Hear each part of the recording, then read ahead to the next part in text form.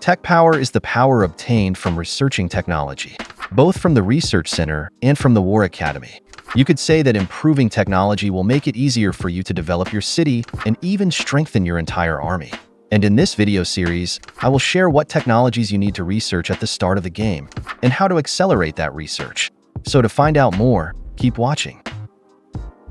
As basic knowledge, in Whiteout survival, there are 3 types of research. The first is growth. The second is economic, and the third is battle or military. Growth technology is technology that functions to accelerate growth in your city, both in terms of acceleration and increasing capacity. Meanwhile, economic technology is technology that functions to increase production or accelerate the gathering of resources, which will make it easier for you to boost the economy in the city so that the city development process becomes easier. I have discussed this in the previous video, and I have put the video link in the description. Feel free to check it out.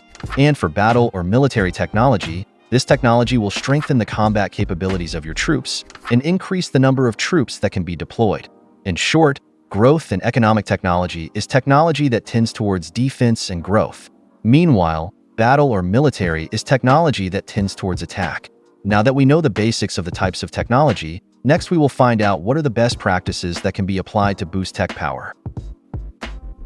If you check and count all types of research in the Research Center and War Academy, you will find that battle technology is the technology tree with the largest amount of research, which shows that battle technology is not a technology that should be prioritized to work on at the start of the game. So, in order of priority, I suggest that from the start of the game, you prioritize upgrading growth, then economy, and battle tech.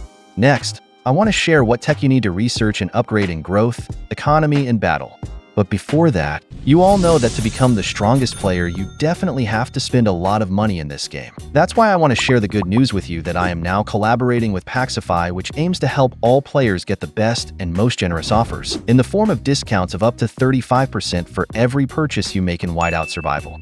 Now let's look at an example. You go to the store and you see a mix and match package for $100.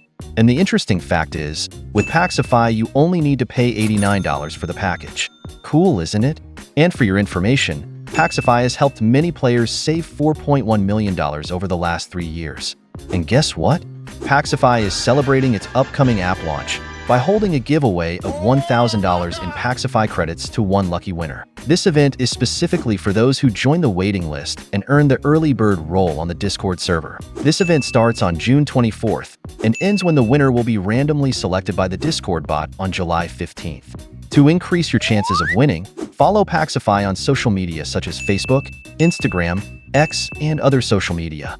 So what are you waiting for? Just click the link in the description and register yourself on the waiting list and get early bird discounts, early access, and Discord giveaways boost as new member privileges, and enjoy other excitement together with 10,000 active members on Discord. With PACKSIFY, you can play more, spend less, and win together. And now, let's go back to the video. And there are 5 researches that you need to prioritize in growth. The first is tooling up, which can speed up building construction in the city. Second, tool enhancement, which functions to speed up and reduce research time. Third is command tactics, which functions to add a march queue so that more troops can be deployed at one time. Fourth is camp expansion, which functions to increase the number of troops that can be trained at one time. And fifth is trainer tools, whose function is to speed up troop training time, which will be very important to increase troop strength at the start of the game. And I don't really recommend bandaging and ward expansion at the start of the game, because these 2 technologies don't really have a big impact on the growth of power in the city. And for economy, all types of research available actually really depend on your needs. Personally, I recommend researching only 4 tech at the start of the game, namely research that increases the speed of resource gathering, such as food gathering, wood gathering, coal mining, and iron mining tech. This is because, at the start of the game, you will definitely find it quite difficult to collect resources to develop the buildings in your city, so the only free way to add resources is to gather resources in the wilderness. So this is why you have to upgrade the gathering speed in economy tech. And for battle tech, there are 3 things you need to prioritize, namely tech that can increase deployment capacity, increase defensive, and attack capabilities. As you know, there are 3 types of troops in Whiteout survival, namely infantry, marksman, and lancer, where infantry troops are the troops with the strongest defense. The marksman troops are the troops with the strongest attack, and the lancer troops are troops with balanced attack and defense. If you check Battletech as a whole, infantry get more defense percentage bonuses than other troops, where marksman and lancer do not get such a bonus. So your first priority is to upgrade infantry tech, both attack and defense. Then secondly, you upgrade marksman, and finally lancer. Then after that, you have to upgrade the regimental expansion tech. This is so you can deploy more troops in one march or rally. In essence, the battle tech that should be your priority is infantry tech, followed by marksman or lancer tech and regimental expansion.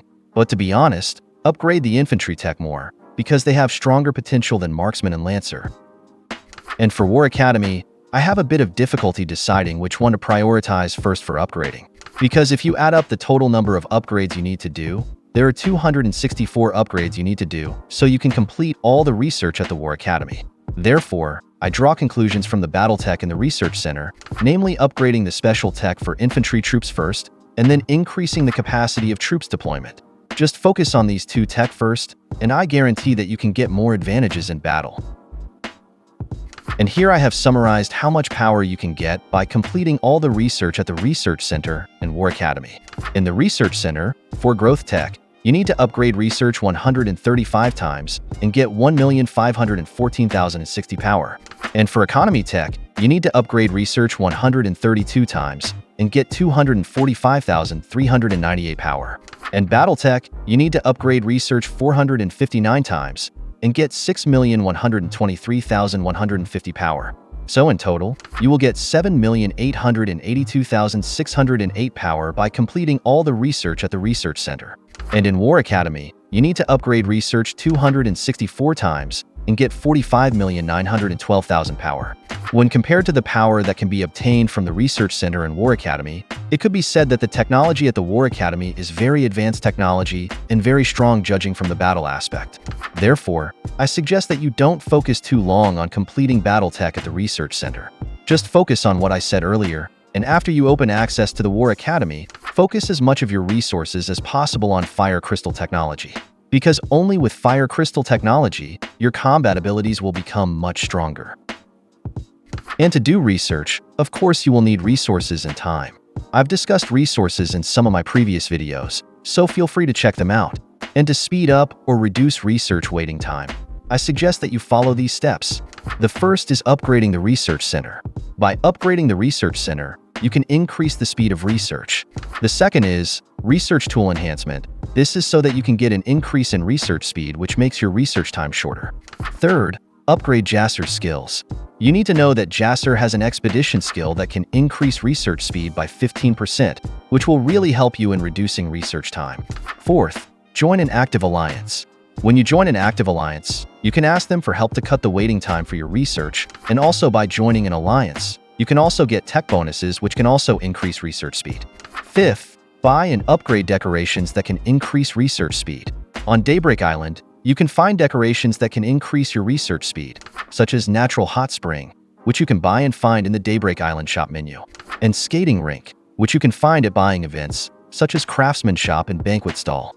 Upgrade these decorations so you can get an even bigger research speed bonus. The sixth is to use speed up items. You can use speed up items to skip or reduce waiting time. So if you have a lot of speed up items, you should use them after you have implemented the previous 5 steps. Seventh, take advantage of the President's skills. If the President on your server activates the Research Advancement skill, then I suggest that you make the most of it so that you can complete research more quickly.